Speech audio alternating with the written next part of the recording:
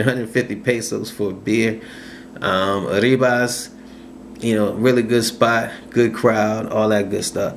But it's more local. You got some expats mixed in with the locals, but Kahuna's is where you really gonna spend the money. So like I said, depending on how your pockets feel that night, do either one. But I'll take a public taxi into Cabarete and for about 50 pesos. Or I normally give 100 pesos so I don't have anybody, sitting up there crowd me in.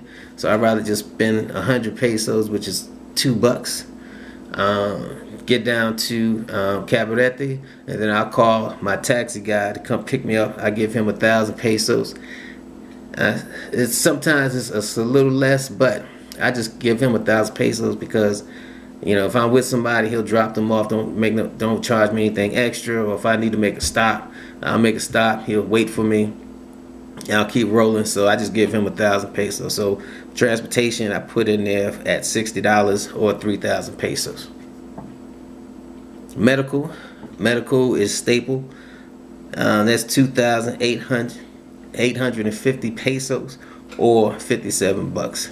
That's really good for medical insurance, and I'm talking about good medical insurance, not like the least you can pay medical insurance. I mean, it's unheard of to pay that price and get that quality medical insurance in the matrix. So, and you definitely want medical insurance.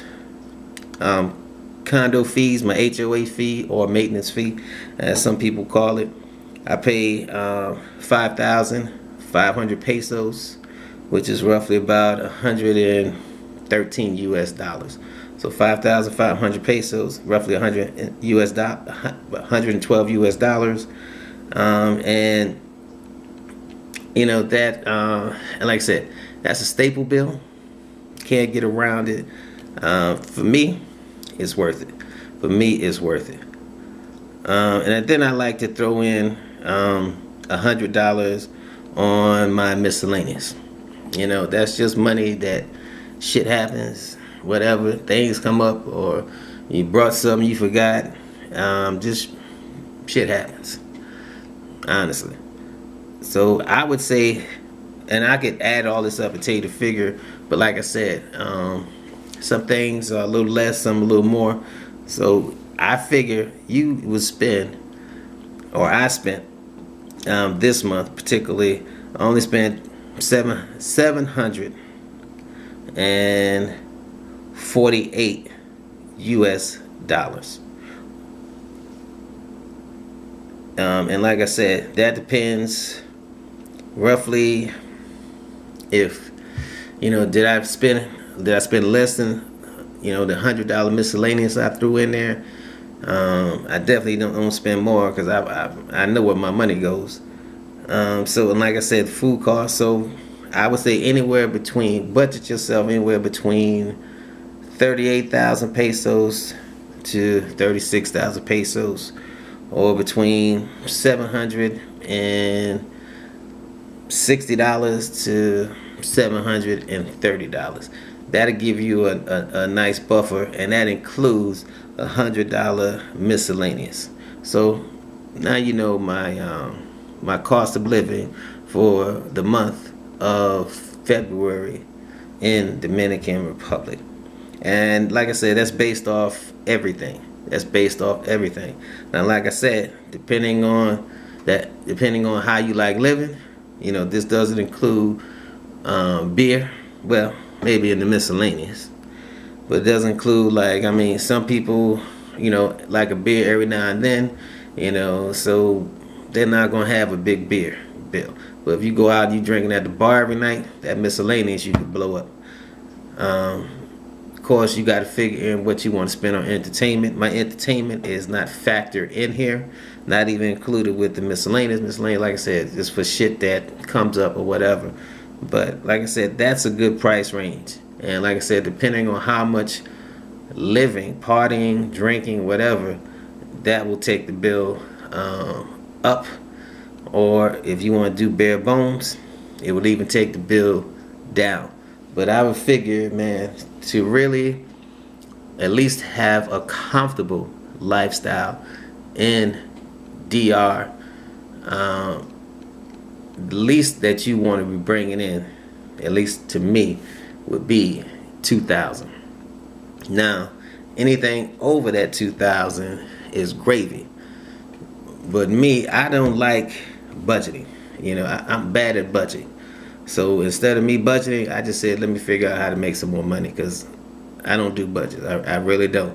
And it's crazy because I've helped people set up budgets where I put them on track. But me, the budgeting, I'm just horrible at it. So if you don't like a budget, figure out some more ways to bring in some more money.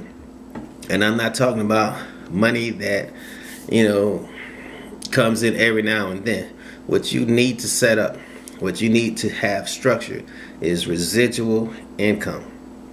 I mean, money that comes in every month. Whether it's, if you got an $1,800 pension and you got another $500 coming in from your investments, maybe another $800 of Social Security, or however you do your thing, man, you want that residual income. Now, of course, everything after that residual income, it's all fun money for me. Everything after, my residual income, I don't give a shit. I'll blow it, drink it away, piss it away, whatever, throw it away, give it away. But you definitely want that residual income. Now, a lot of the cats say, man, I could make it $1,500 US dollars a month, and you can, if you want to count pennies, or if you have if you one of those people who, some people just are thrifters. They watch their money all their life. That's where they are. That's where they're comfortable, and that's where they're happy. But if you're not a thrifter and you've been blowing and spending money, and then you move to some place and you got $1,500 coming in, but you like to spend $3,000 a month, man, you're gonna have some serious issues. You're gonna have some problems. You either gotta figure out how to make up for that other $1,500, or don't make that move, because you're gonna be miserable. And me, I'm not going to move to a second or third world country and drop my standard of living. I'm just not going to do it. I can't do it. Otherwise, I need to stay home, and that way my standard of living can stay where I'm most comfortable. Because I'm in that, I'm in that fourth quarter. I'm 55 years old, so at this point, I ain't trying to really save shit anyway. I'm trying to enjoy my money. When I drop dead, just put a fucking smiley face on my tombstone and look for the policies. Don't look for the money in the bank. I'm spending that shit. But anyway, that's my cost of living. That's my little tidbit for anybody who just want to get a range of what I would be spending in the DR. And like I said, that included transportation. Well, y'all heard all that shit. Transportation, little miscellaneous, whatever. But honestly, and I don't care if you even do it in Thailand or Philippines, where it's even cheaper, but you at least want to get at least that two G's. That 2 G's of residual income, where you're comfortable, where you're not worried about food, eating, having a cocktail, going to a movie, whatever. I would say have that residual. But like I said, do what best pleases you. Whatever your standard of living is. Anyway, this is Mr. Traveler signing off. Thank you again. See you cats tomorrow day weekend. We're gonna do it big. I'll be having some more announcements about that once I get into Sasua, because then I'll be able to affirm a lot of stuff. We're gonna be doing some different segments. We're definitely gonna be going out to different locations, and I'm even maybe once or twice a week gonna bring in the tailor-made dream girl. Or maybe I just call her the dream girl. Tailor-made dream girl. I like that. Got a little ring to it. So we're gonna definitely take this channel up a few notches in the next 4 weeks, man. So I appreciate y'all. Like I said, hit those like buttons, hit those subscribe buttons, man. Let's try to get me to 4,000 subscribers. I'm so close, and that's because of you, man.